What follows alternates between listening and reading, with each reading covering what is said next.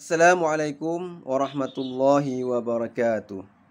Alhamdulillah wassalatu wassalamu ala Rasulillah wa ala alihi washabihi wa man tabi'ah amma ba'. Pada kesempatan ini saya akan mempraktekkan cara membaca surah Al-Fatihah menurut qiraah 7.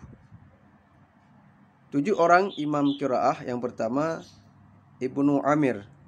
2 orang perawinya bernama Hisham dan Ibnu Zakhwan. Yang kedua, qiraah Ibnu Katsir. 2 orang perawinya yang bernama Al-Bazzi dan Qumbul. Yang ketiga, Imam Asim Al-Kufi. 2 orang perawinya yang bernama Hafs dan Syu'bah. Yang keempat, Imam Abu Amru. 2 orang perawinya bernama Ad-Duri dan As-Susi. Yang kelima, Imam Hamzah Al-Kufi. 2 orang perawinya yang bernama Khalaf dan Khallad. Yang keenam, Imam Nafi'. 2 orang perawinya bernama Qalun dan Waras. Yang ketujuh, Imam Al-Kisai. 2 orang perawinya bernama Abu Harith dan Ad-Duri. Berikut cara membaca surah Al-Fatihah menurut imam qiraah 7. Pada ayat pertama semua imam qiraah 7 sepakat cara membacanya. Bismillahirrahmanirrahim. Tidak ada perbedaan di antara imam qiraah. Ayat yang kedua, semua imam qiraah juga sepakat cara membacanya. Alhamdulillahi Rabbil Alamin.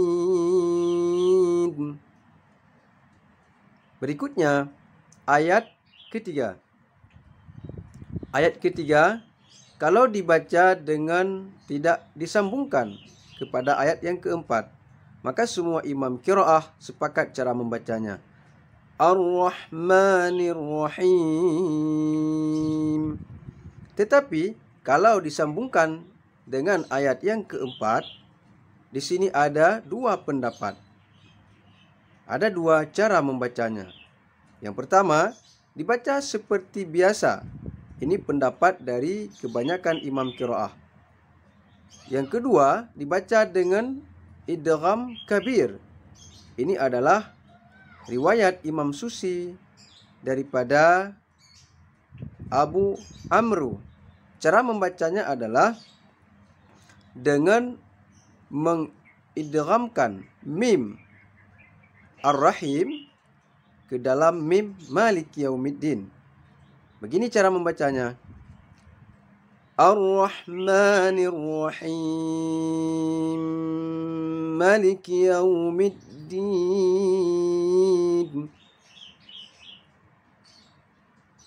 Kemudian ayat yang keempat. Ayat yang keempat, Imam Asim dan Imam Al-Kisai membaca panjang ma 1 alif, 2 harakah. Sedangkan imam yang lainnya membaca pendek, tidak memanjangkan huruf ma. Berikut cara membaca ayat yang keempat selain daripada Imam Asim dan Imam Al-Kisai. Maliki Yaumiddin. Berikutnya ayat kelima. Semua imam qiraah sama cara membacanya. Iyyaka na'budu wa iyyaka nasta'in. Ayat yang keenam, Imam Qumbul dari Ibnu Katsir. Berikutnya ayat keenam. Pada ayat keenam terjadi perbedaan cara membacanya. Imam Qumbul, perawi qiraah Ibnu Katsir, membaca awal ayat ke-6 dengan huruf sin, bukan dengan huruf shad sebagaimana yang biasa kita baca. Cara membacanya adalah Ihdinas siratal mustaqim. Jadi si dibaca dengan si. Sementara Khalaf dan Khalad, dua orang perawi qiraah Imam Hamzah, membaca dengan ismam. Maksud ismam adalah suara gabungan antara shad dan zai. Cara membaca ayat ke-6 menurut qiraah Hamzah yang diriwayatkan oleh Khalaf dan Khalad adalah Ihdinas siratal mustaqim. Jadi dibaca tidak dengan bunyi shad dan tidak dengan bunyi sin, tetapi dengan bunyi antara shad dan zai. Selanjutnya ayat ke-7.